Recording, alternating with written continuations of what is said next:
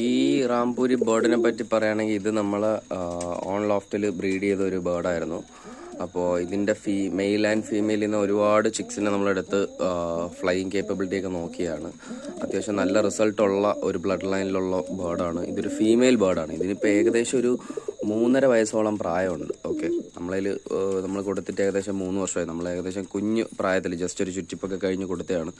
അപ്പോൾ നിലവിൽ അവരവിടെ ബ്രീഡിംഗ് ഒക്കെ ചെയ്തിട്ടുണ്ട്. പക്ഷേ ഇതിന് പറ്റിയൊരു മെയിൽ നമ്മളതിൽ ഉണ്ടോയെന്ന് ചോദിച്ചാൽ ഇപ്പോൾ ഇല്ല. അതിൽ ഒന്ന് വേണമെങ്കിലൊന്ന് പെയർ ചെയ്തൊന്ന് പരീക്ഷിക്കാൻ പറ്റിയൊരു മെയിലാണിത്.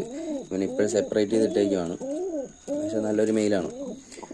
ഓക്കെ, അപ്പം ഇത് നമുക്ക് പേഴ്സണലി ഇതിൻ്റെ ഡീറ്റെയിൽസ് അറിയത്തില്ല. പക്ഷേ ഈ ഫീമെയിലിനെ നമുക്ക് നന്നായിട്ട് അറിയാം. കാരണം ഇതിൻ്റെ ബാച്ചിലുള്ള ഒരുപാട് കുഞ്ഞുങ്ങൾ നമ്മളടുത്ത് പറത്തിയിട്ടുണ്ട്. നല്ല മെമ്മറിയും നല്ല ഫ്ലൈയിങ് കേപ്പബിലിറ്റി ഉള്ള ബേർഡാണ്. എനിവേ ബ്രീഡ് ചെയ്യുമ്പം നമുക്കറിയാം. ഓക്കെ, അപ്പോൾ ബൈ. ചാനൽ ഉറപ്പായിട്ട് നിങ്ങൾ ലൈക്ക് ചെയ്യുക, സബ്സ്ക്രൈബ് ആൻഡ് ഷെയർ.